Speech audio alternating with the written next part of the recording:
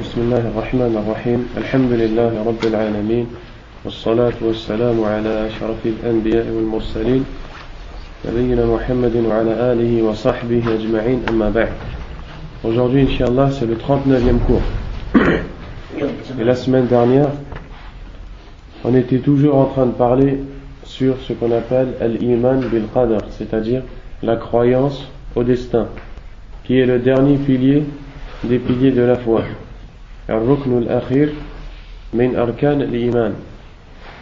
On a vu en détail tout ce qui concerne la foi au destin.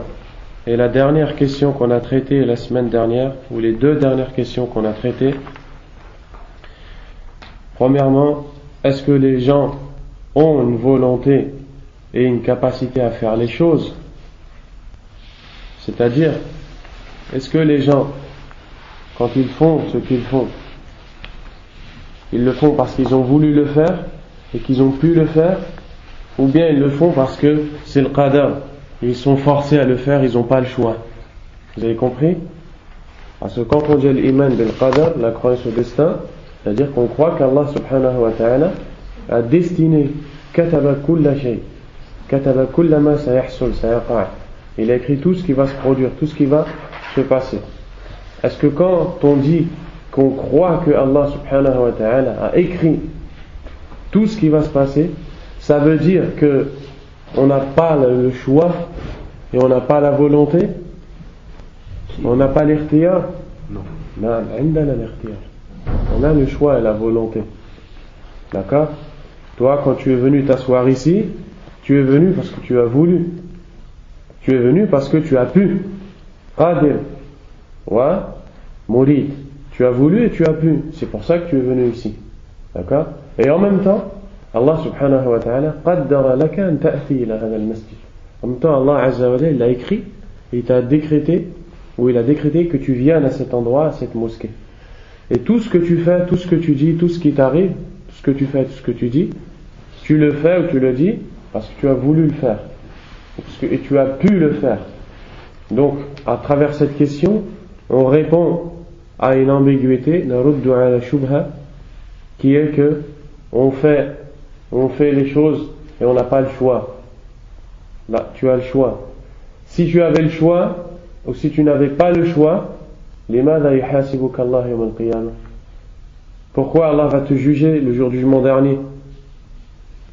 La preuve que tu as le choix, c'est qu'Allah azza wa jalla va te juger le jugement dernier. Limadha fa'alta kadha, limadha qulta kadha? Pourquoi tu as fait telle chose? Pourquoi tu as dit telle chose? Pourquoi Allah va te poser ces questions-là si c'est lui qui t'a forcé à les faire? Wadah? C'est compris? Donc, indaka al-qudra, indaka al-ikhtiyar, takhtar. Comme quand tu veux manger, tu choisis le plat que tu veux manger, et bien tout ce que tu veux faire dans ta vie, tu choisis de le faire. Et tu as la volonté de le faire. Mais, ta volonté, elle ne dépasse pas la volonté d'Allah subhanahu wa ta'ala. C'est-à-dire que toi, quand tu veux faire quelque chose, si Allah le veut, tu vas le faire. Et si Allah ne veut pas, tu vas le faire. Donc tu ne vas pas le faire. Tu as envie de venir à un dars, à la mosquée. Tu as l'envie et tu es capable de le faire. Allah azza wa jal, il t'a donné l'envie, il t'a donné la capacité. Si Allah le veut, tu vas concrétiser cette envie et cette capacité, tu vas venir vraiment. Et si Allah ne le veut pas, tu ne vas pas venir, même si tu as envie. Donc on comprend que tu as le choix, mais en même temps, alaykoum salam, tu ne fais pas des choses sans qu'Allah ne le veuille. Ouais. C'est dans ça que ça se résume la question de la semaine dernière. Ensuite, il y a une question qui a été posée donc dans ce même livre, qui est أليس ممكنا في قدرة الله أن يجعل كل عباده مؤمنين مهتدين طائعين مع محبته ذلك منهم شرعا? Il dit, le cheikh Hafid ibn Ahmad ibn Ali al-Hakami rahimahullah, qui est un grand savant, un très grand savant de l'islam, qui est mort dans la trentaine, pas loin de 35 ans, rahimahullah, il dit, Allah azza wa jal n'est-il pas capable de faire de tout le monde al-mu'minun, des croyants, ta'i'un, des gens qui viennent de bon gré, c'est comme ça qu'on dit, de plein gré, il veut le faire, de plein gré, des gens qui se guident, Allah il est capable. Allah qadir ala an yaj'ala an-nas jami'an mu'minin. Na'am, qadir. Allah Azza wa Jalla est capable. Qu'est-ce qu'on répond à celui qui nous pose cette question-là, qui nous dit Allah subhanahu wa ta'ala, pourquoi il n'a pas guidé tout le monde, tout simplement? Vous avez compris la question? Parce que ça c'est une shubha fil qadar, ça c'est une ambiguïté dans ce sujet-là qui est la croyance au destin. La réponse, al-jawab bala, bien sûr que si, Allah est capable. Qadirun ala dhalik, kama qala ta'ala walau sha'a Allahu la ja'alakum ummatan wahida. Bien sûr qu'Allah est capable. Allah a dit dans le sens du verset, et si Allah avait voulu, il aurait fait de vous une communauté unie. Donc Allah il nous montre la tadhunn anna Allah laysa biqadir. Ne crois pas qu'Allah n'est pas capable. Donc en même temps qu'Allah t'enseigne que tu as la volonté de faire les choses et qu'il t'enseigne tout ce qui est en rapport avec le destin, au cas où une ambiguïté vient dans ta tête, une ambiguïté, une shubha, elle vient dans ta tête et tu te dis pourquoi Allah n'a pas guidé tout le monde, Allah il n'est pas capable, la réponse Allah il te l'a donnée dans le Coran et il te dit walau sha'a Allah la ja'ala an-nas ummatan wahida. Si Allah avait voulu, il aurait fait des gens une communauté unie, une seule communauté. إذن الله سبحانه وتعالى قادر على هذا ولكن لم يفعل. لماذا؟ لحكمته يعلم لماذا. Allah subhanahu wa ta'ala n'a pas fait de tout le monde des croyants, des gens pieux. Pourquoi? Il est sage. Et dans tout ce qu'Allah fait, il y a une sagesse parfaite. Subhanahu wa ta'ala. Allah a aussi dit dans le sens du verset وَلَوْ شَاءَ رَبُّكَ لَآمَنَ مَنْ فِي الْأَرْضِ كُلُّهُمْ جَمِيعًا. Allah Azza wa Jalla dit dans des versets qui sont très clairs, n'importe qui les comprend. Dans le sens du verset, si ton Seigneur avait voulu, tous ceux qui sont sur terre auraient eu la foi. Il n'y a pas besoin de l'expliquer. Et bien d'autres versets encore qui montrent cette chose. ولكن هذا الذي فعله بهم هو مقتضى حكمته وموجب ربوبيته وإلهيته وأسمائه وصفاته. Mais ce qu'Allah a fait de ses serviteurs, pour ceux qu'il a guidés ou pour ceux qu'il a égarés, pour ceux à qui il a donné ou pour ceux à qui il a privé, Allah l'a fait en raison de sa sagesse, en fonction de ce que sa sagesse ou de sa sagesse, pardon. Allah Azza wa Jal, il sait qui doit être guidé, il sait qui doit être égaré, il sait qui mérite une bonne chose et il sait qui est-ce qui mérite une mauvaise chose. C'est sa sagesse subhanahu wa ta'ala et c'est sa science parfaite. Il dit, c'est ce qui découle de ses noms et de ses attributs, asma'ullah wa sifatuhu subhanahu wa ta'ala. Il dit فقول القائل لما كان من عباده الطائع والعاصي كقول من قال لما كان من أسمائه الضار النافع المعطي المانع الخافض الرافع المنعم المنتقم. لكن هذه الأسماء كلها غير صحيحة إلا المعطي والمعاني صحيحة. نعم الله يضر من يشاء ينفع من يشاء يعطي يمنع يخفض لكن ليست أسماء الله عز وجل. Il dit pardon, celui qui dit et qui pose cette question en disant pourquoi parmi les serviteurs d'Allah il y en a qui sont obéissants et d'autres qui sont désobéissants, c'est comme si qu'il disait pourquoi parmi les attributs d'Allah le fait qu'il guide qui il veut, qu'il égare qui il veut, le fait qu'il élève qui il veut et qu'il rabaisse qui il veut, le fait qu'il donne à qui il veut et qu'il prive à qui il veut, le fait qu'il donne des bienfaits à qui il veut et qu'il se venge contre qui il veut.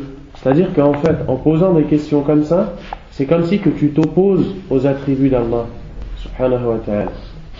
الاعتراض على هذا تقول لماذا هذا طائع هذا عاصي كأنك تقول لماذا الله ينعم على من يشاء ويهدي من يشاء ويضل من يشاء لماذا ينتقم ممن يشاء. C'est que le fait de poser ces questions-là, c'est comme si que tu demandais pourquoi Allah a ses noms et ses attributs. وهذا السؤال غلط كبير. Cette question est un grand égarement. Allah subhanahu wa ta'ala la yadlimu al-ibad. Allah ne fait d'injustice à aucun de ses serviteurs. Asma'uhu sifatuhu kulluha kamila. La naqsa fiha. Allah n'a aucun manque dans ses noms et dans ses attributs. Tout ce qui vient d'Allah est parfait. Subhanahu wa ta'ala.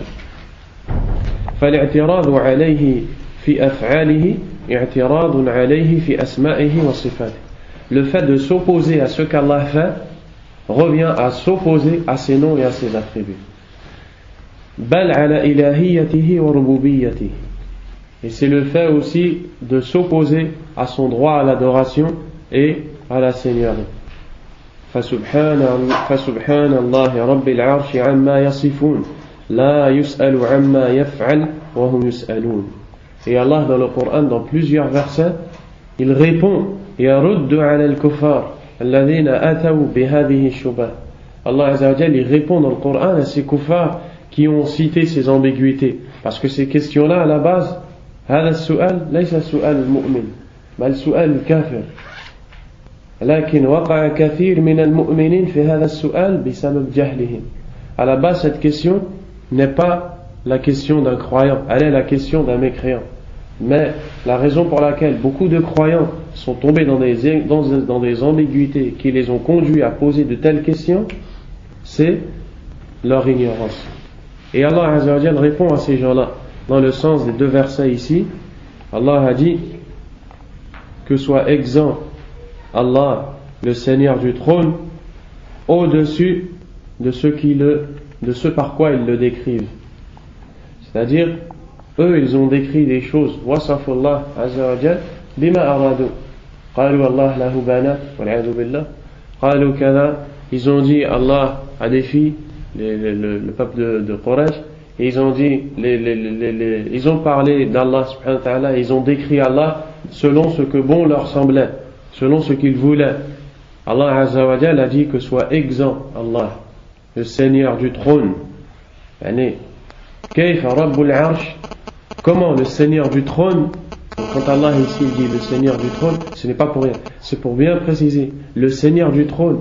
Et le trône, c'est la créature la plus grande. A'zam al-makhluqat wa akbaruha al-arsh.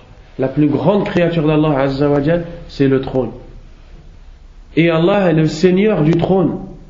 Comment décrivez-vous le Seigneur de la plus grande créature par de telles choses? Kayfa tasifun Allah bihada wa huwa rabbul arsh amma yasifun. La yus'alu amma yaf'al wa hum yus'alun. Il n'est pas interrogé sur ce qu'il fait et eux sont interrogés. نحن لا نسأل لماذا يقول الله لماذا يريد الله لكن الله سيسألنا لماذا تقول أنت لماذا فعلت. Nous on n'a pas à interroger, à demander pourquoi Allah veut ça, pourquoi Allah fait. Mais nous, on sera interrogé par Allah yawm al-qiyamah. Et le fait de poser la question pourquoi Allah fait, pourquoi, va t'amener au kufr.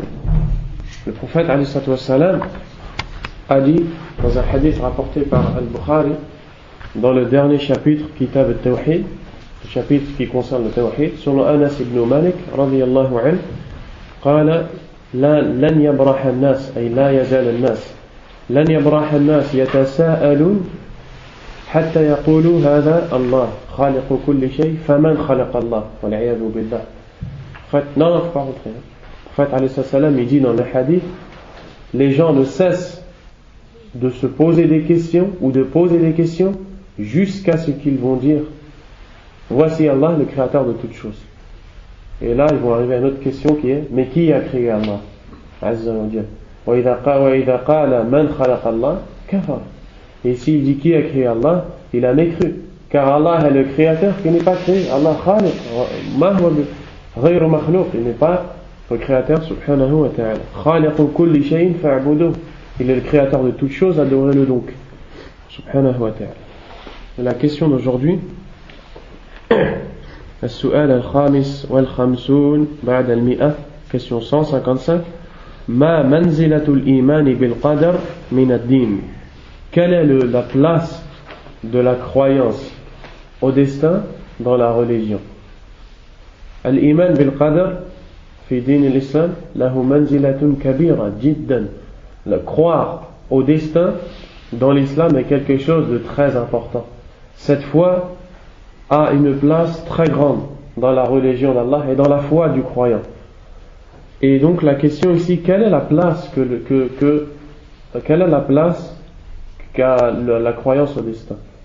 Al-Jawab, al-iman bil-qadar nizam al-tawhid, كما أن الإيمان بالأسباب التي توصل إلى خيره وتحجز عن شره هي نظام الشرع ولا ينتظم أمر الدين ويستقيم إلا لمن آمن بالقدر وامتثل الشرع كما قرر النبي صلى الله عليه وعلى آله وسلم الإيمان بالقدر ثم قال لمن قال له أفلا نتكل على كتابنا وندع العمل قال اعملوا فكل ميسر لما خلق له فمن نفى القدر زاعما منافاته للشرع فقد عطل الله عن علمه وقدرته وجعل العبد مستقلا بأفعاله خالقا لها فأثبت مع الله تعالى خالقا بل أثبت أن جميع المخلوقين خالقون والعياذ بالله.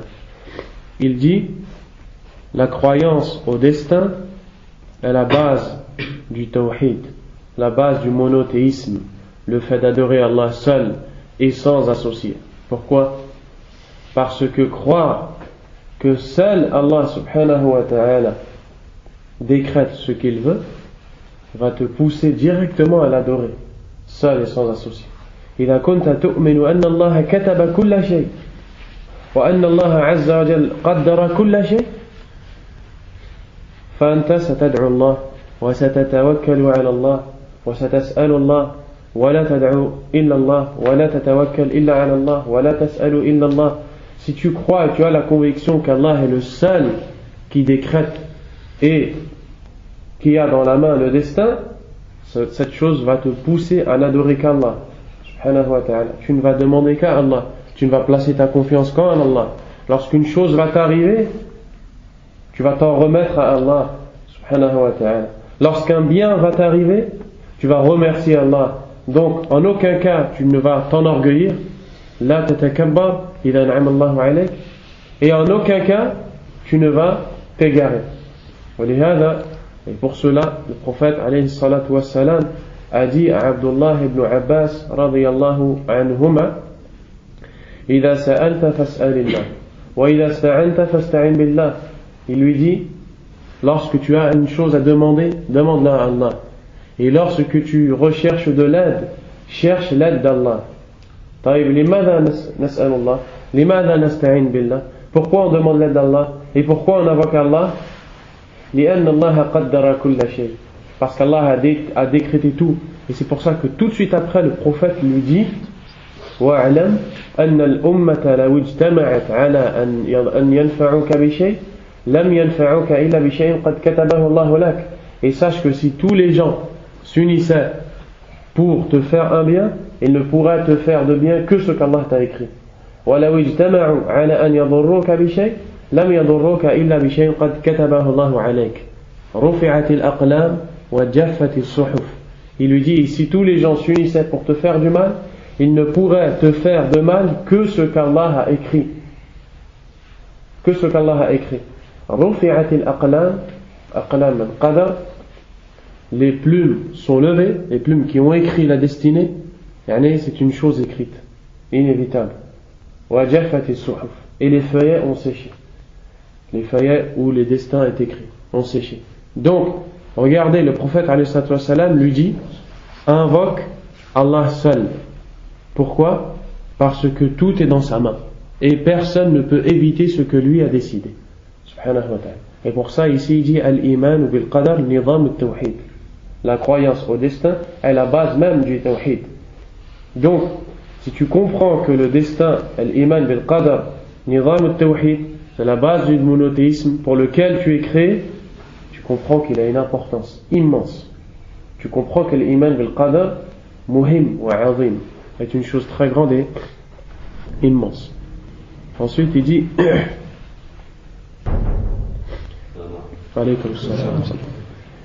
il dit que la religion et que la religion, la foi d'une personne ne pourra être droite tant qu'elle n'a pas cru au destin et mis en pratique les ordres d'Allah subhanahu wa ta'ala. C'est-à-dire que ta religion ne sera pas complète tant que ton iman, ta foi au destin ne sera pas complète. Donc pour que ta religion soit complète, que ta foi soit complète, il faut que ta croyance au destin elle soit complète. Kama qarrara an-nabiy sallallahu alayhi wa sallam, comme le prophète alayhi salatu wa sallam a inculqué à ses compagnons la foi au destin, il a répondu à celui qui lui a posé la question: ô messager d'Allah, pourquoi ne délaissons-nous pas les actes et pour nous appuyer sur ce qui nous a été décrété? Ici le compagnon dit: ya Rasulallah, autant arrêter tout et attendre ce qu'Allah a décidé. Et attendre ce qu'Allah a décidé. Le prophète alayhi salam leur a dit: là, non, i'malu, œuvrez, fakullun muyassarun lima khuliqa lah, car chacun d'entre vous va être guidé pour ce en vue de quoi il a été créé. Toi tu ne connais pas le destin, ce qui t'est demandé c'est d'œuvrer. Quant au destin, il relève de la science d'Allah que tu ignores. La seule chose qu'on t'a demandé c'est d'œuvrer. Ce qui va se passer après, seul Allah le sait, subhanahu wa ta'ala. Aussi, une telle personne qui dirait: moi je ne prie pas, ou je ne vais pas au Hajj par exemple, ou je ne paye pas l'aumône, et je n'obéis pas à Allah, parce que tout est destiné, tout est écrit, kullu shay maktub, et là on s'en est, là on zaki. J'abandonne le Hajj, j'abandonne la prière, j'abandonne toutes ces choses-là. Celui-là on lui répond: d'accord. Donc, si tu crois que toute chose est écrite, et c'est pour ça que tu délaisses ces actes, ne mange pas, ne bois pas, ne te marie pas. Quand tu es sale, ne te lave pas. Puisque tout est écrit, attends. Si Allah a écrit que tu vas te laver, tu vas te laver. Si Allah a écrit que tu vas manger, tu vas manger. Si Allah a écrit que tu vas te reposer, tu vas te reposer. Est-ce qu'une personne qui raisonne peut dire une telle parole? Avez-vous déjà vu une personne qui dit: je suis fatigué mais je dors pas, j'attends peut-être qu'Allah va m'écrire? Avez-vous déjà vu une personne qui a faim et qui dit: je ne mange pas, si c'est destiné de toute façon ça va venir? Abadan.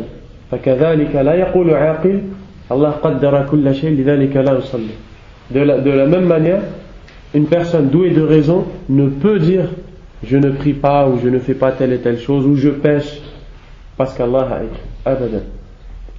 Ça c'est clair?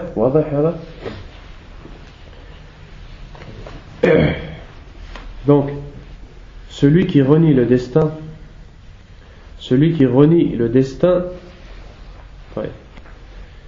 فمن نفى القدر زاعما منافاته للشرع فقد عطل الله عن علمه وقدرته وجعل العبد مستقلا بأفعاله خالقا فأثبت مع الله تعالى خالقا بل أثبت أن جميع المخلوقين خالقون والعياذ بالله.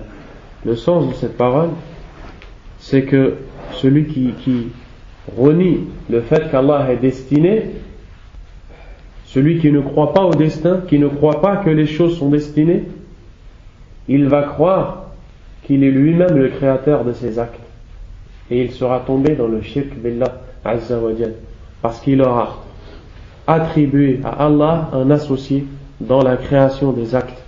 Et on a vu dans les cours d'avant que la croyance au destin comporte 4 points, et que le dernier de ces points est de croire que toutes les choses qui arrivent, toutes les choses sont créées par Allah. C'est-à-dire c'est Allah qui les a fait exister, tes paroles, tes actes. Et celui qui ne croit pas au qadar et qui dit qu'Allah Azza wa Jalla n'a pas écrit toutes ces choses, cela reviendrait à dire qu'il est le créateur, lui, de ses actes. Et en disant ça, il a associé Allah subhanahu wa ta'ala. ومن أثبته محتجا به على الشرع محاربا له به نافيا عن العبد قدرته واختياره التي منحه الله تعالى إياها وكلفه بحسبها زاعما أن الله كلف عباده ما لا يطاق كتكليف الأعمى بنقط المصحف فقد نسب الله تعالى إلى الظلم وكان إمامه في ذلك إبليس لعنه الله تعالى إذ يقول فبما أغويتني لأقعدن لهم صراطك المستقيم. Ensuite il nous explique une chose qu'on va remettre au prochain cours, Inch'Allah. Ce paragraphe-là, on l'expliquera mieux le prochain cours, Inch'Allah. وَأَمَّا الْمُؤْمِنُونَ حَقًّا, quant aux vrais croyants, فَيُؤْمِنُونَ بِالْقَدَرِ خَيْرِهِ وَشَرِّهِ, ils croient au destin, que celui-ci soit bon ou mauvais. وَأَنَّ اللَّهَ خَالِقُ ذَلِكَ كُلِّهِ, et qu'Allah est le créateur de tout cela, de tout ce qui se passe, que cette chose soit bonne ou mauvaise. وَيَنْقَادُونَ لِشَرْعِ أَمْرِهِ وَنَهِيهِ, et ils se soumettent, ceux qui croient véritablement, ils se soumettent à la législation d'Allah, à ses ordres et à ses interdits. وَيُحَكِّمُونَهُ فِي أَنفُسِهِمْ سِرًّا وَجَهْرًا, et ils prennent pour juge en eux-mêmes, dans la vie de tous les jours, la législation d'Allah. Ils font parce qu'Allah a demandé de faire, ils délaissent parce qu'Allah a demandé de délaisser. وَالْهِدَايَةُ وَالْإِضْلَالُ بِيَدِ اللَّهِ يَهْدِي مَنْ يَشَاءُ بِفَضْلِهِ وَيُضِلُّ مَنْ يَشَاءُ بِعَدْلِهِ وَهُوَ أَعْلَمُ بِمَوَاقِعِ فَضْلِهِ وَعَدْلِهِ. قال تعالى هو أعلم بمن ضل عن سبيله وهو أعلم بمن اهتدى. Ensuite il dit que Allah a dans sa main le fait de guider et d'égarer. En effet, Allah guide qui il veut par sa miséricorde et par sa grâce et par son bienfait. De même qu'il égare qui il veut par sa justice. Et il est plus savant de ceux qui méritent sa grâce ou sa justice. Il est plus savant de ceux qui méritent qu'il soit guidé et ceux qui méritent d'être égarés ou châtiés. Allah a dit dans le sens du verset, il est celui qui connaît mieux ou qui connaît plus ceux qui s'égarent ou celui qui s'égare de son chemin, et il est celui qui connaît plus ceux qui se guident. Allah yu'allimuna annahu hakim. Allah nous enseigne qu'il est sage, subhanahu wa ta'ala, et que s'il t'en a donné 20 à toi et 0 à lui, il le sait pourquoi. C'est parce que lui, il lui en fallait 20 à ce moment-là, et lui, il lui en fallait 0 à ce moment-là. Et peut-être que celui qui en a 0 en aura 50 demain, et celui qui en a 20 n'en aura plus demain. Et peut-être que les deux en auront 100, et peut-être que les deux vont mourir en auront 0. Allah sait qui est guidé, qui est égaré, qui mérite d'être guidé, qui mérite d'être égaré. Il est sage, subhanahu wa ta'ala. Et le fait de dire pourquoi lui est guidé, pourquoi lui est égaré, c'est comme si on disait pourquoi Allah est sage, pourquoi Allah est juste, pourquoi Allah donne ses bienfaits à qui il veut. Vous voyez l'égarement, vous voyez la question comment elle est mauvaise. وَلَهُ فِي ذَلِكَ الْحِكْمَةُ الْبَالِغَةُ وَالْحُجَّةُ الدَّامِغَةُ. Et Allah Azza wa Jal a à travers cela la sagesse parfaite, subhanahu wa ta'ala. وأن الثواب والعقاب مترتب على الشرع فرعا وتركا لا على القدر. Également il nous dit que la punition comme la récompense dépendent, donc le fait qu'Allah nous punisse ou le fait qu'Allah nous récompense, la punition et la récompense dépendent de ce qu'on va faire ou de ce qu'on va délaisser. Elles ne dépendent pas du destin. C'est-à-dire qu'Allah subhanahu wa ta'ala, il va nous récompenser par rapport à nos actes. Et il va punir ceux qui méritent la punition par rapport à leurs abandons des obligations ou par rapport aux péchés qu'ils ont faits. Et que celui qui fait des péchés ne peut pas dire c'est parce qu'Allah a destiné que je fais ça. D'accord?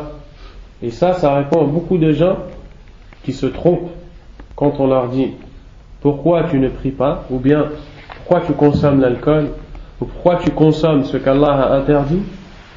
C'est dire Allah ghalib, Allah est dominant.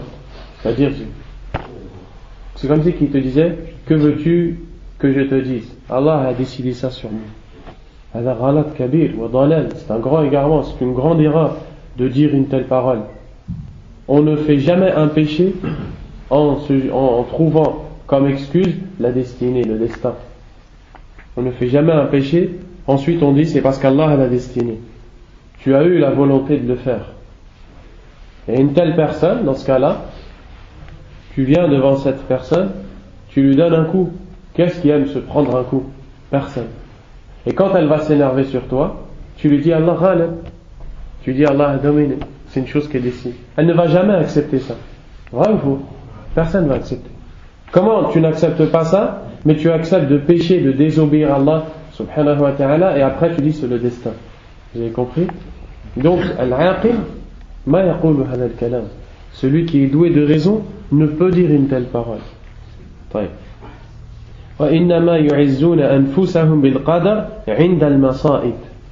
Mais les gens de la sunna qui sont les croyants corrects, ils ne se servent c'est-à-dire qu'ils ne se basent, ils ne parlent du destin que quand ils sont touchés par un malheur. À chaque fois qu'ils sont éprouvés, là ils disent c'est le destin. Je n'ai pas eu le choix.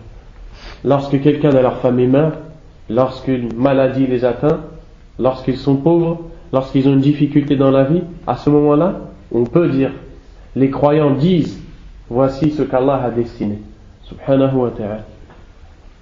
Et ils se consolent avec cette parole.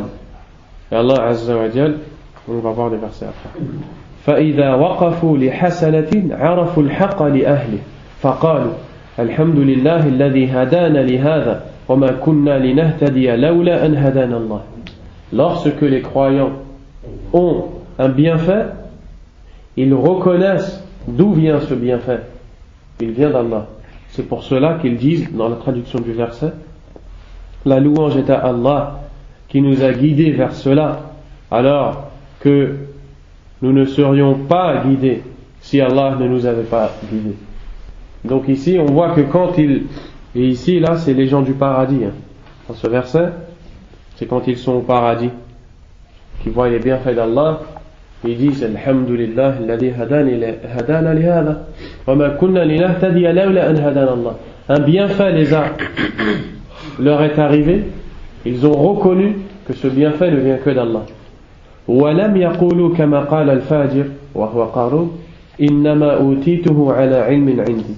Ils n'ont pas dit la parole que cet homme pervers qui est Qarun, un homme riche du peuple de Moussa, un homme mécréant, lorsque son peuple l'a appelé à utiliser ses biens nombreux qu'Allah lui a donnés, ses richesses dans l'obéissance d'Allah, lorsque son peuple l'a appelé à ne pas transgresser, ولا تبغي الفساد في الأرض إن الله لا يحب المفسدين, et ne cherche pas à semer la corruption sur terre, Allah n'aime pas les corrupteurs.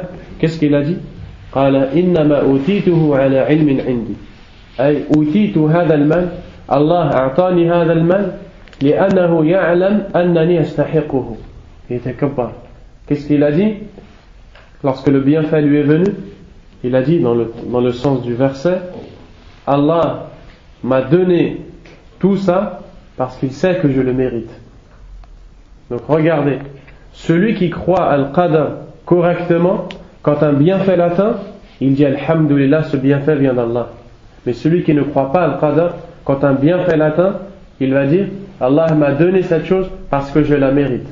Il ne va pas dire Allah m'a donné parce qu'il a été miséricordieux envers moi, parce qu'il a eu des grâces, il m'a donné de ses bienfaits, les grâces et le fadl. Il ne va pas dire ça. Il va dire Qala innama utituhu ala ilmin indi.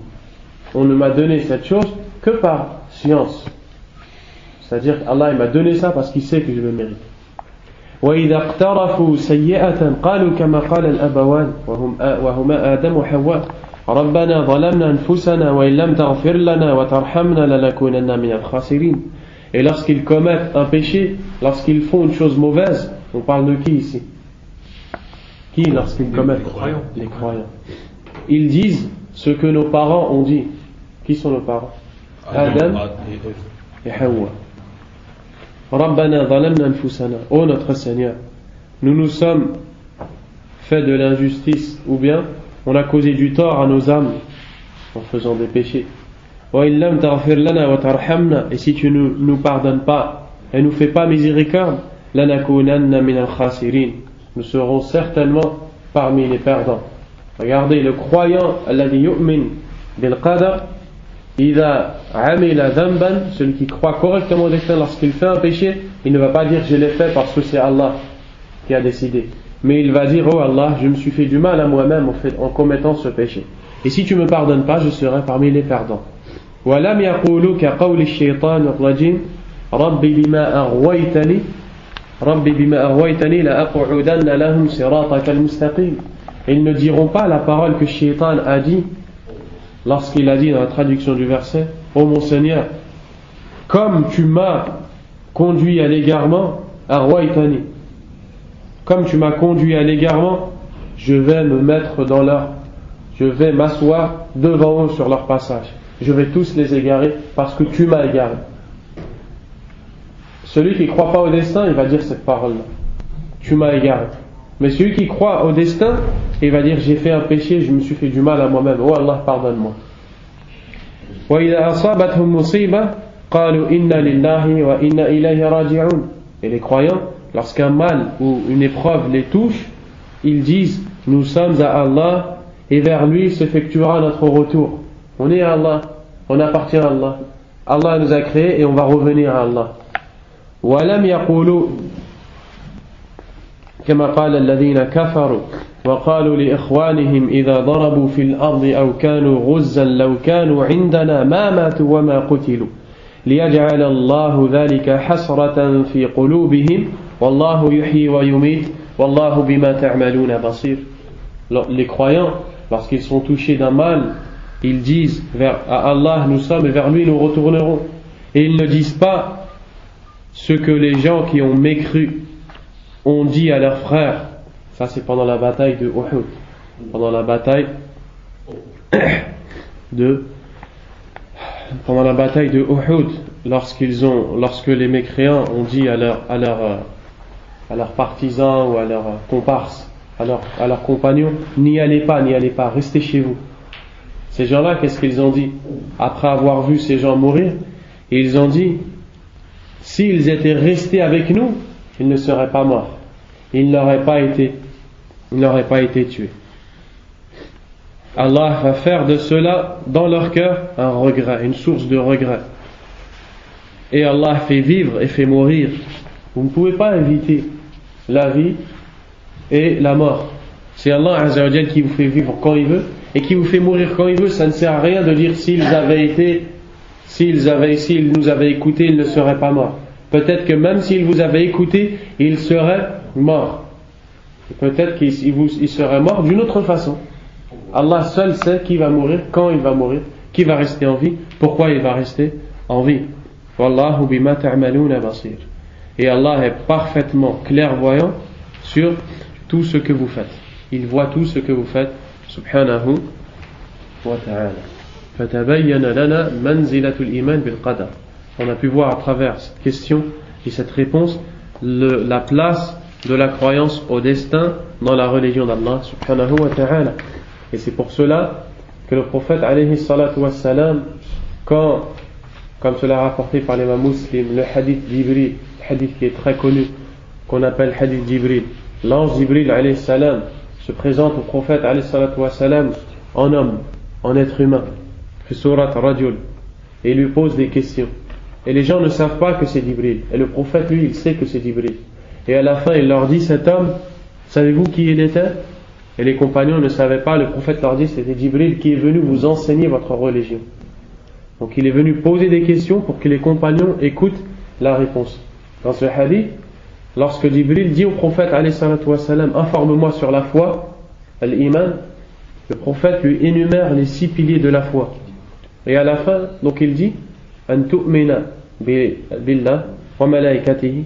La foi consiste à ce que tu crois en Allah, en ses anges, wa kutubihi, en ses livres, wa rusulihi, en ses messagers, wa al-yawm al-akhir, au jour dernier, wa an tu'mina bil qadari khayrihi wa sharrihi. Et là, il a réitéré le verbe: et en ce que tu crois au destin, qu'il soit bon ou mauvais.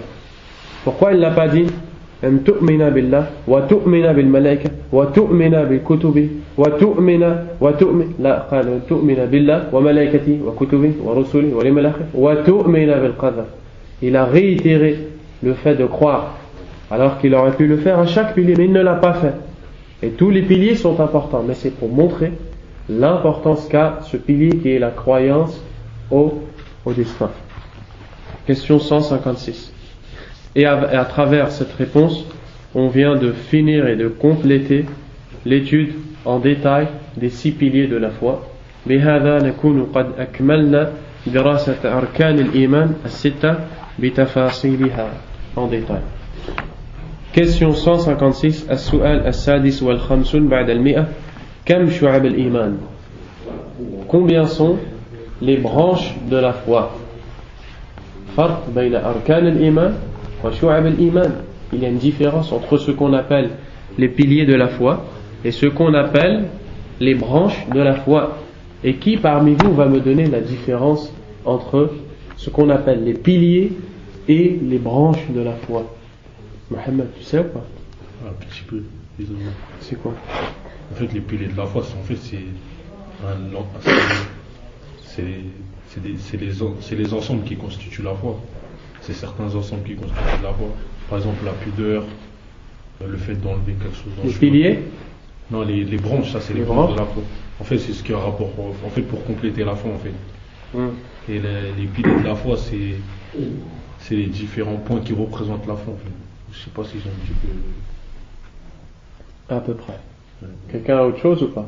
Non, les piliers, c'est les branches les plus importantes de la foi. Non. Exactement. Premièrement, les piliers sont les branches les plus importantes de la foi. La foi a plusieurs branches. Les plus grosses branches, les branches les plus importantes de la foi sont les piliers de la foi. Donc, les branches principales et premières de la foi sont les piliers de la foi. Arkan al-Iman akbar wa a'zam shu'ab al-Iman. Fahiya min shu'ab al-Iman wa hiya akbaruha. Ils sont les plus grands, les plus importants branches de la foi. Si les piliers, si un pilier manque, ils annulent la foi. Que shu'ab non. Si y a un shu'ab qui manque, ça annule pas la foi. Ouais. Si un pilier manque, il n'y a plus l'iman. D'accord? إذا انتفى ركن واحد انتفى الإيمان كله. رجل لا يؤمن بالله كافر. رجل لا يؤمن بالقدر كافر. رجل لا يؤمن بالملائكة كافر. إلى غير ذلك. Celui qui ne croit pas en Allah est un mécréant.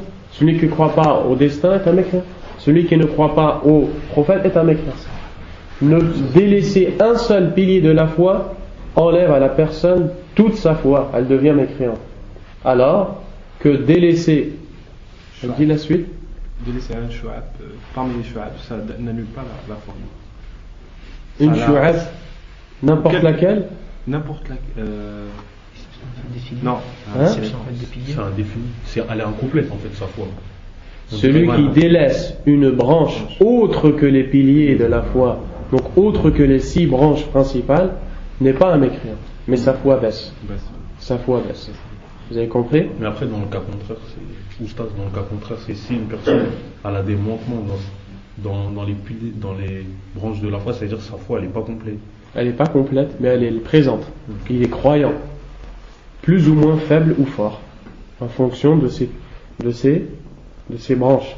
إذن الذي يترك ركنا من أركان الإيمان يكفر بالله والذي يترك شعبة من شعب الإيمان لا يكفر بالله إذا كانت هذه الشعب دون أركان الإيمان. Donc on vient de dire à peu près la différence entre les branches et les piliers de la foi. Al-Jawab, la réponse à quelle question? Al-Karim. Combien?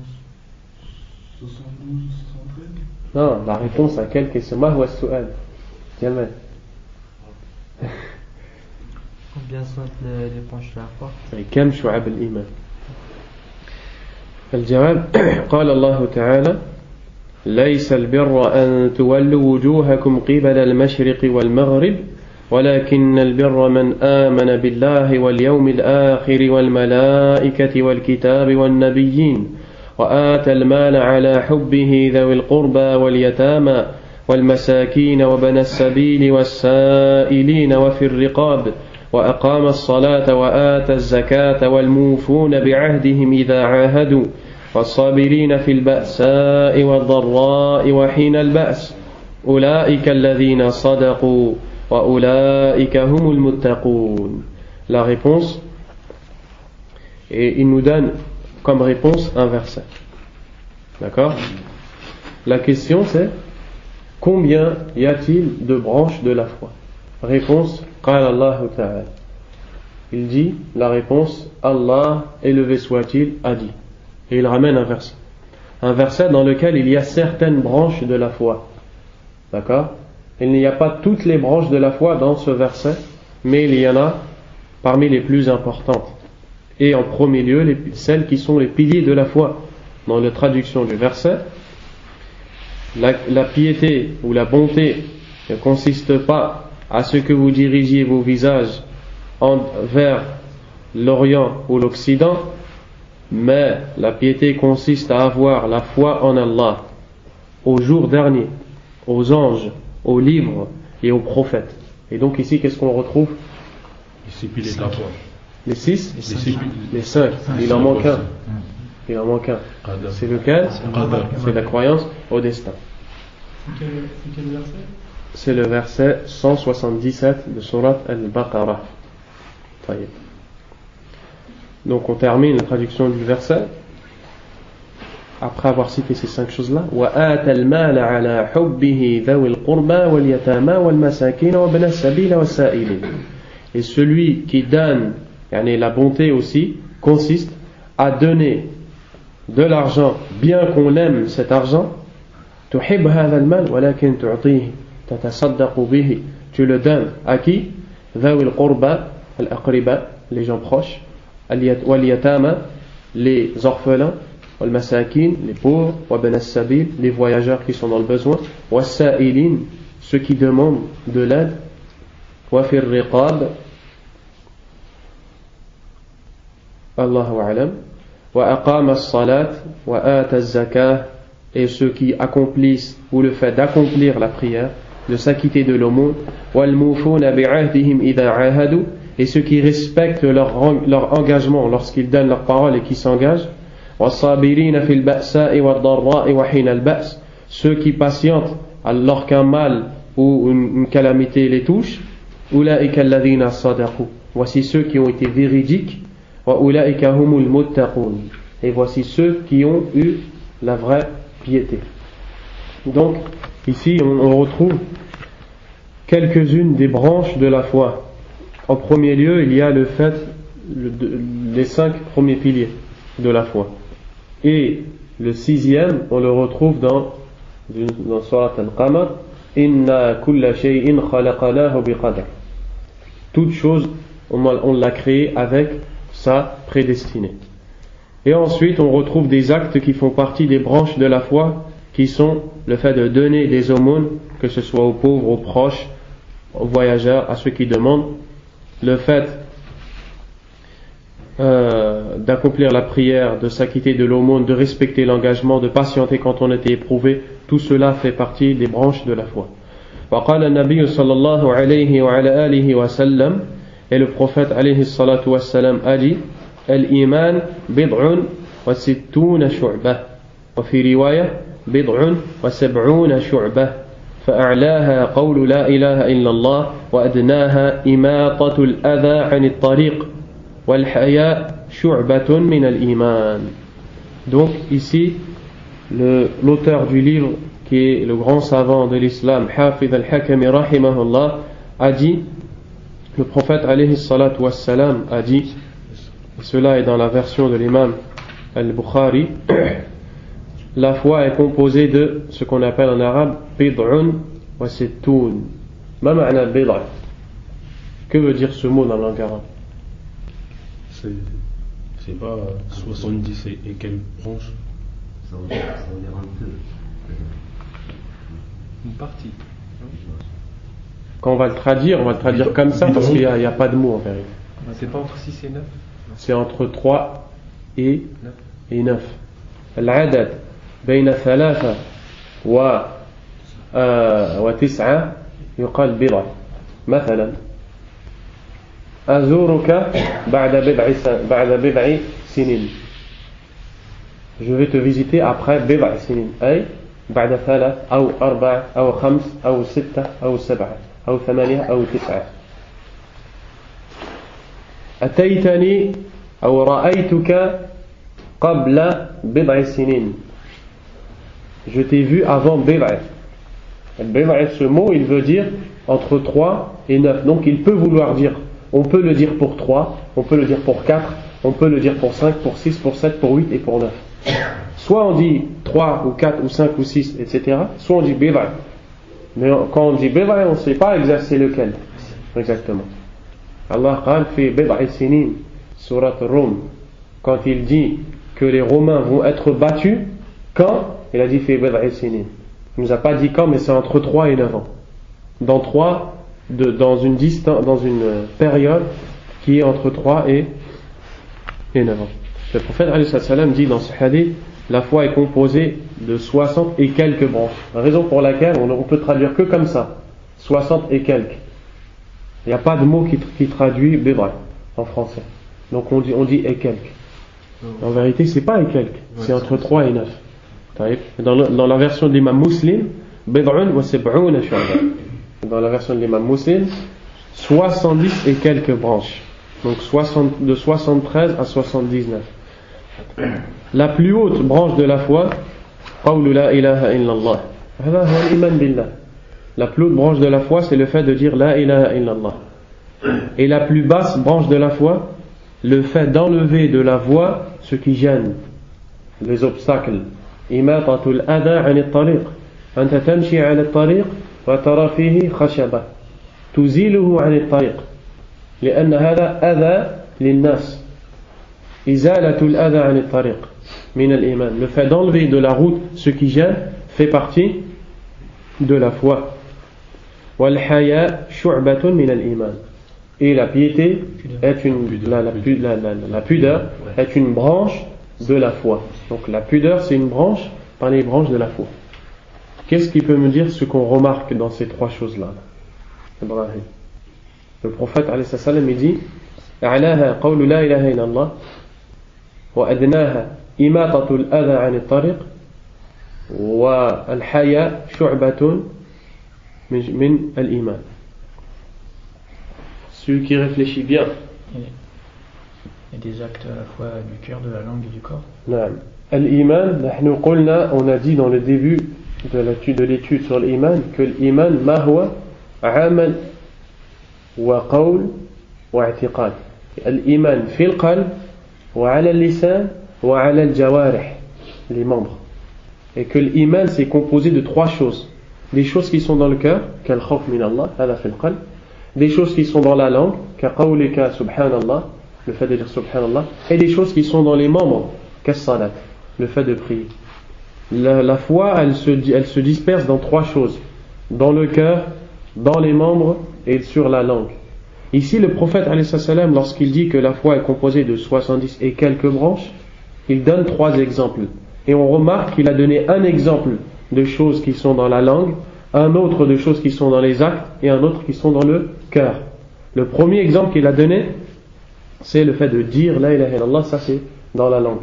Le deuxième exemple qu'il a donné, le fait d'enlever de la route ce qui gêne. Ça c'est une chose qui se fait avec la main.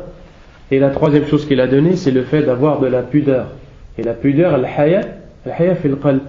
Le fait d'avoir de la pudeur, c'est une chose qui est dans le cœur. Donc ici, on vient de voir à peu près que les branches de la foi sont de 60 et quelques ou 70 et quelques. Ou 70 et quelques. Taïeb.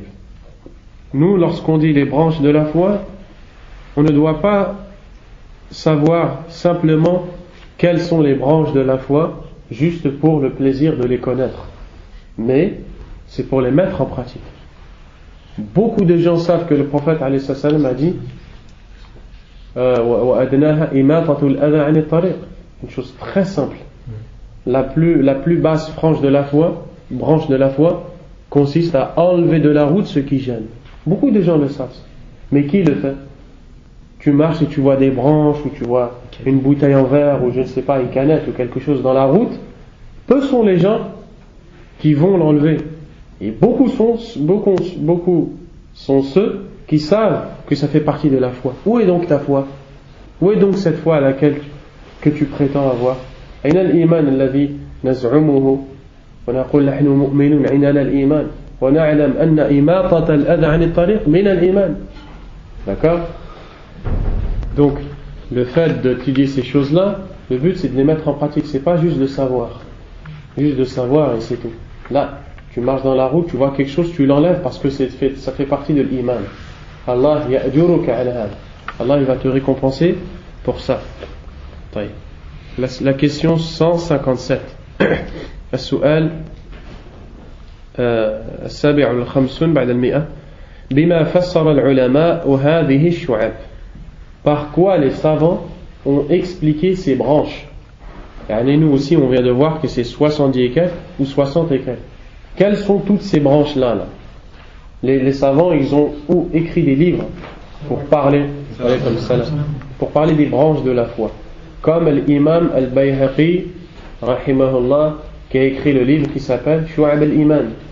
Et dans ce livre-là, cet imam a recherché à travers les versets et les hadiths toutes les choses qui font partie de la foi.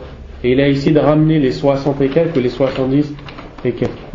Et celui qui répond à cette question dit قد عدها جماعة من شراح الحديث.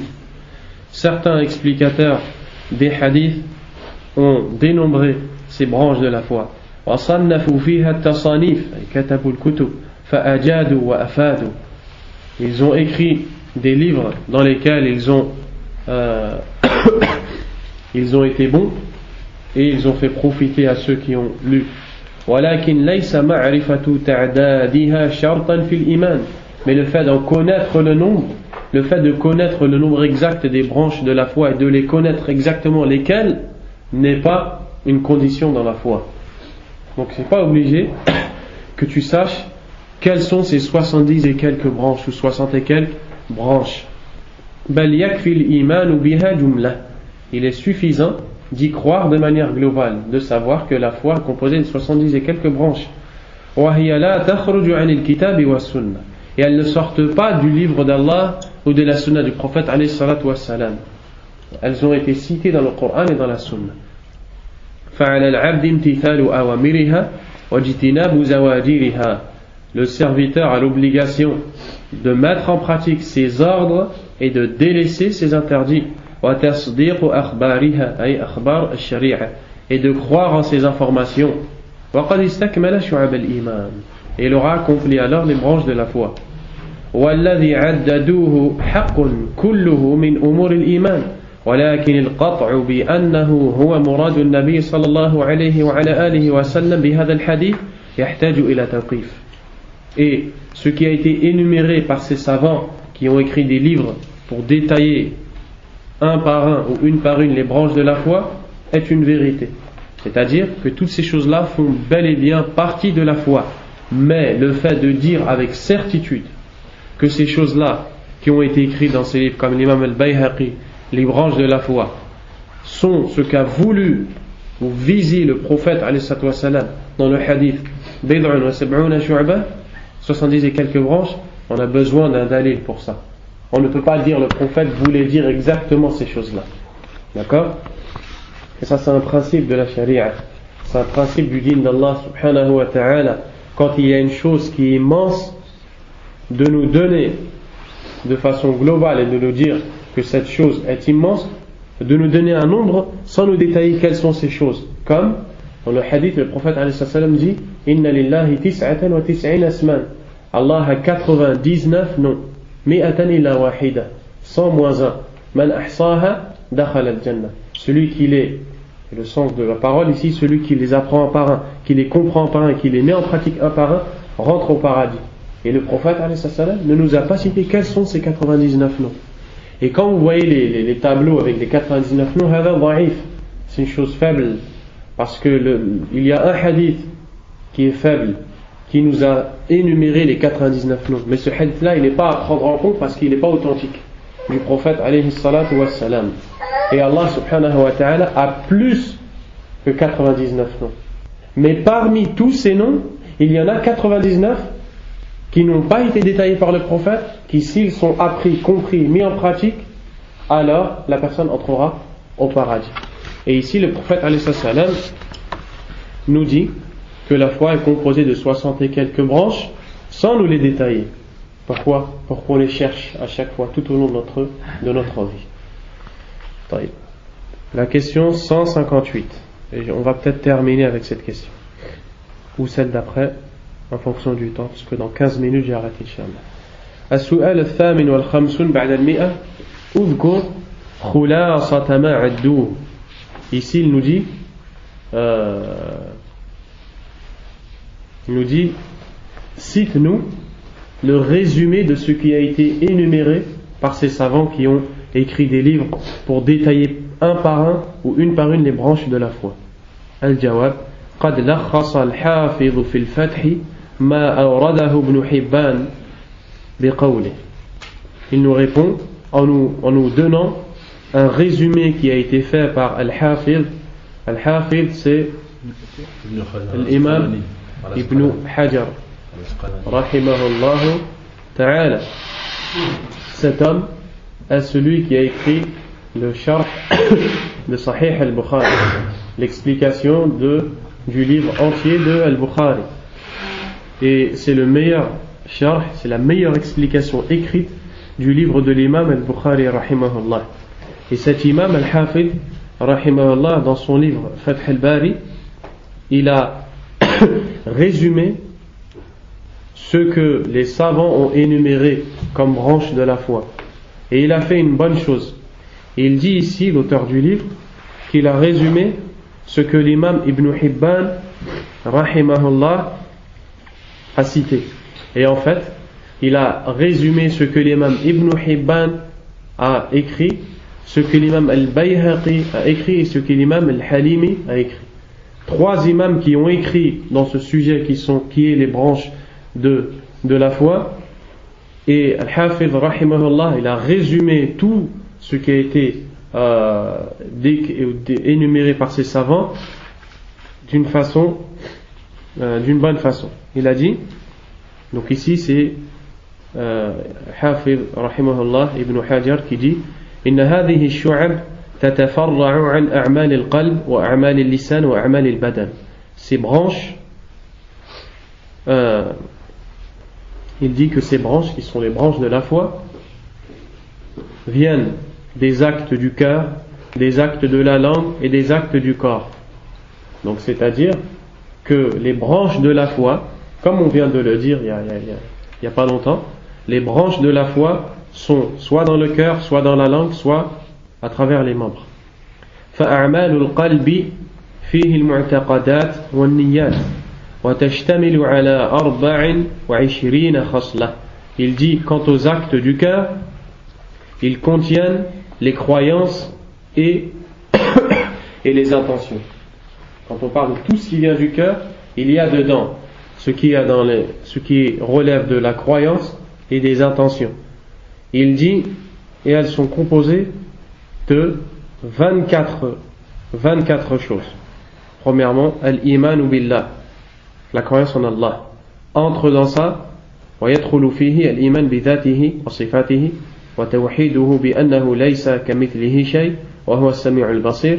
Et entre dans la foi en Allah, croire en lui, croire en ses attributs, croire en son unicité et que rien n'est pareil à lui, subhanahu wa ta'ala, et qu'il est celui qui voit tout et entend tout. واعتقاد حدوث ما دونه والإيمان بملائكته, la foi en ses anges, وكتبه, en ses livres, ورسله, en ses messagers, والقدر خيره وشره, au destin qu'il soit bon ou mauvais, والإيمان باليوم الآخر, la foi au jour dernier, ويدخل فيه المسألة في القبر, et entre dans la foi au jour dernier croire à la question qu'on va nous poser dans la tombe, والبعث والنشور, la résurrection, والحساب, le jugement, والميزان, la balance des œuvres, والصراط, le pont qui sera placé au-dessus de l'enfer, والجنة والنار, le paradis et l'enfer. Donc tout cela, ça rentre dans quoi? Ça rentre dans la croyance au jour dernier. Le fait de croire qu'on va avoir un interrogatoire dans la tombe, qu'on va être ressuscité, qu'on devra rendre des comptes, qu'il y aura une balance sur laquelle on pèsera nos actes, un pont placé au-dessus de l'enfer, il y aura l'enfer et le paradis. Ensuite, wa mahabbatullah, l'amour d'Allah, والحب والبغض فيه, le fait d'aimer et de détester pour lui, ومحبة النبي صلى الله عليه وسلم, le fait d'aimer le prophète عليه الصلاة والسلام, واعتقاد تعظيمه, et le fait de croire que cet homme est l'homme le plus grand عليه الصلاة والسلام, ويدخل فيه الصلاة عليه الصلاة والسلام واتباع سنته, et entre dans cette chose le fait de prier sur lui en disant عليه الصلاة والسلام et de suivre sa sunna. Ensuite al-ikhlas. Donc là on est en train de voir quoi depuis tout à l'heure? Nous sommes en train de voir les 24 points, les 24 branches de la foi qui sont dans le cœur, que ceux-ci soient ou que celles-ci soient des croyances ou des intentions. Donc il dit wal-ikhlas, la sincérité, wa yadkhulu fihi tarku riya, entre dans la sincérité le fait de délaisser l'ostentation qui est le fait de faire pour qu'on nous regarde.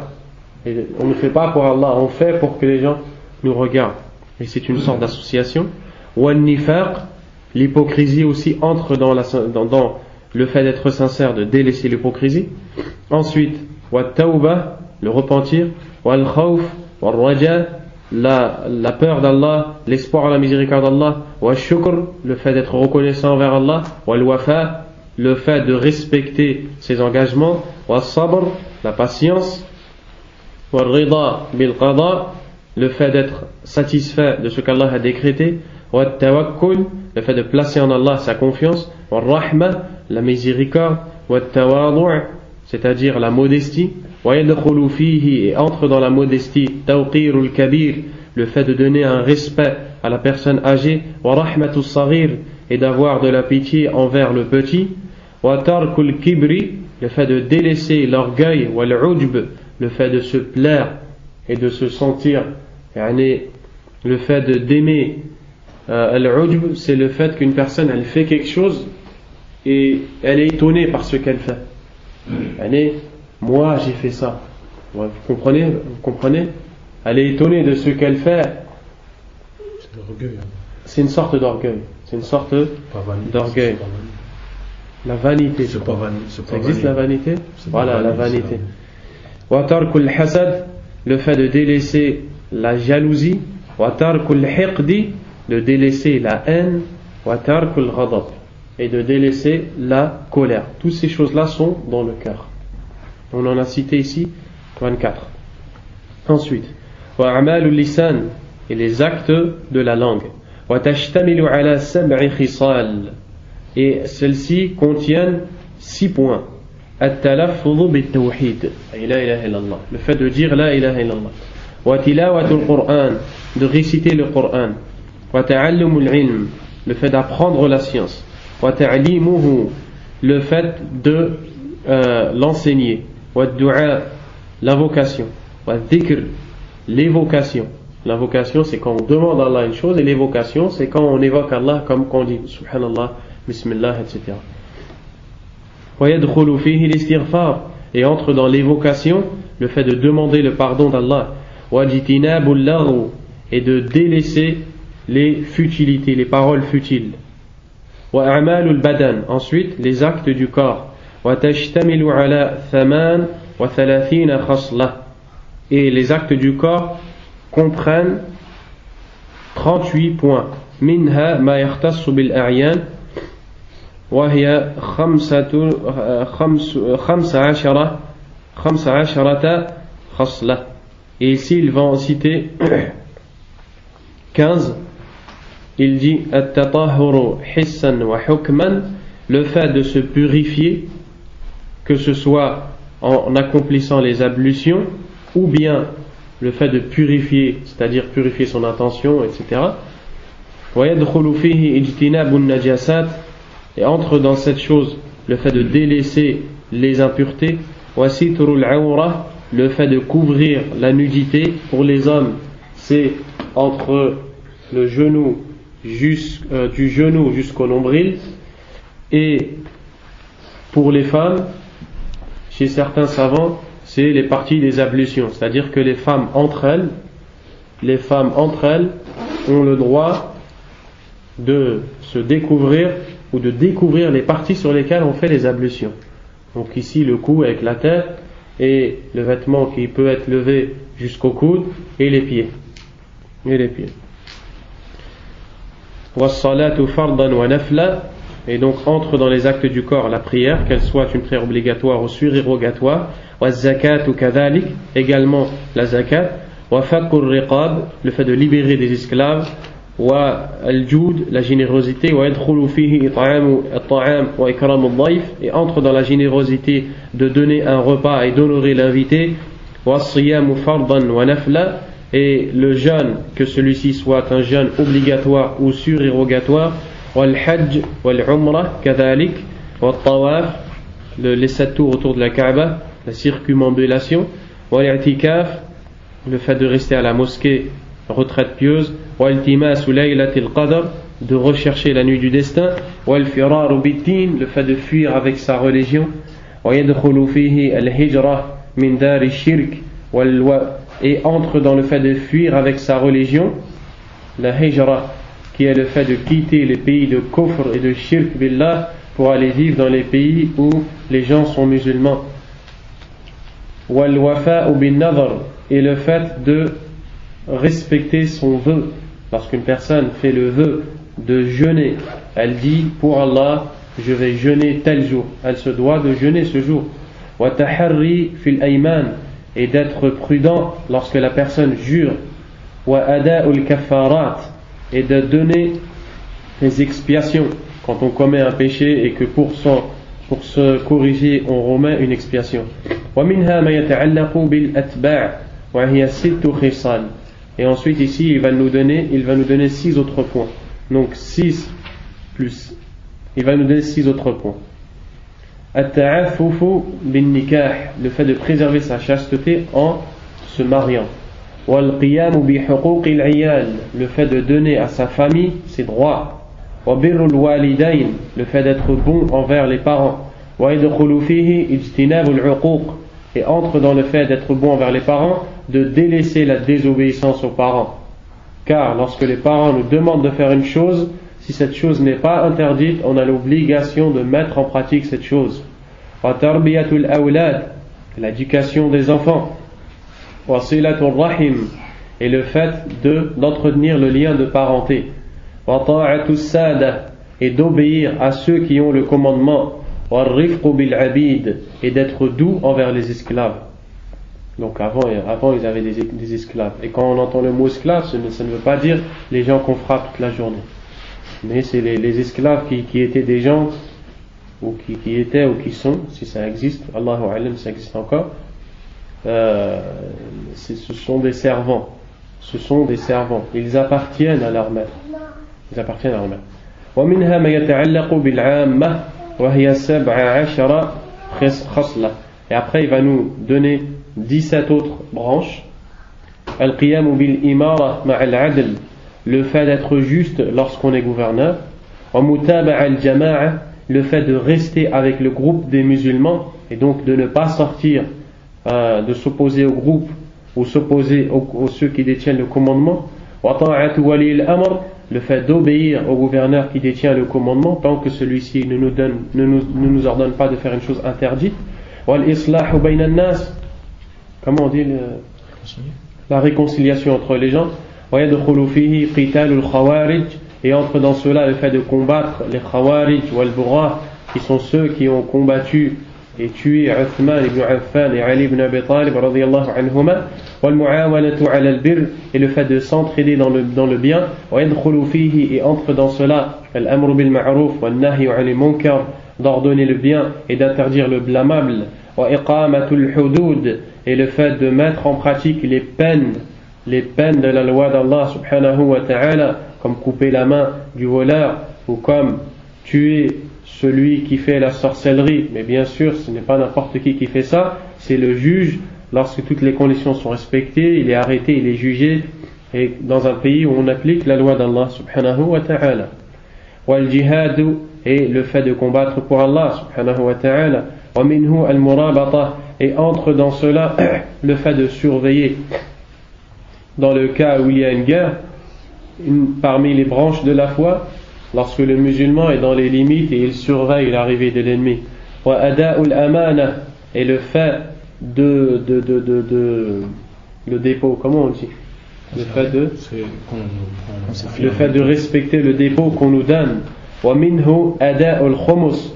Et entre dans le fait de respecter le dépôt qu'on nous donne, le fait de donner 1/5. Et ici il parle du butin, car parmi les règles, lorsque les musulmans prennent un butin de guerre, d'en donner le 5e au prophète alayhi salatu wassalam.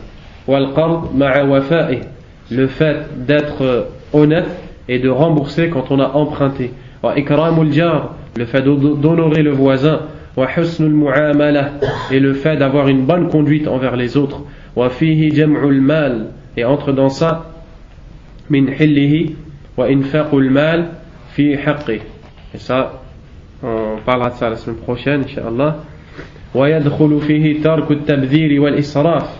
Entre dans ça le fait de ne pas faire du gâchis.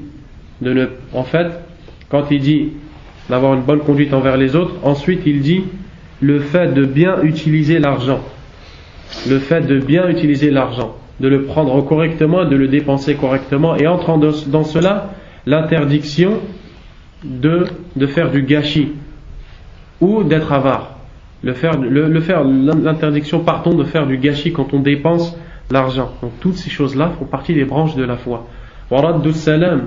Et de rendre le salut. وَتَشْمِيتُ الْعَاطِسِ. Et le fait de dire à celui qui éternue, après qu'il ait dit Alhamdulillah, de lui dire Yarhamukallah. وَكَفُّ الْأَذَى عَنِ النَّاسِ. Et le fait d'épargner les gens du mal, donc de ne pas faire de nuisance aux gens. وَاجْتِنَابُ اللَّهْوِ. Et de délaisser les futilités. وَإِمَاطَةُ الْأَذَى عَنِ الطَّرِيقِ. Et le fait de délaisser, d'enlever de la voie ce qui va gêner. فَهَذِهِ 69 خَصْلَةً. Donc tout ce qui vient d'être cité ici fait le total de 69 branches. ويمكن عدها 79 خصلة باعتبار ما ضم بعضه إلى بعض مما ذكر والله أعلم. Et on peut les compter 79 si on les... Vous avez vu des fois quand on a parlé, on a dit entre dans ça le fait de faire telle chose, telle chose. Si on les compte sans compter celles qu'on a fait entrer, eh bien on en aura combien? On en aura 69. Et si on compte également celles qu'on a énumérées quand on a dit entre dans ça telle et telle chose, on aura un total de 79. Donc c'est une bonne chose que ces savants ont faite, mais encore une fois, dire que le prophète alayhi salam visait exactement celles qui ont été citées ici par ces savants, on a besoin d'une preuve pour faire cela. Mais toutes ces choses-là font bel et bien partie de la foi en Allah subhanahu wa ta'ala. Wallahu a'lam wa sallallahu wa sallam wa baraka ala nabiyyina Muhammad wa ala alihi wa sahbihi ajma'in. Subhanakallahumma wa bihamdik ashhadu an la ilaha illa anta astaghfiruka wa atubu ilayk wa barakallahu fikum.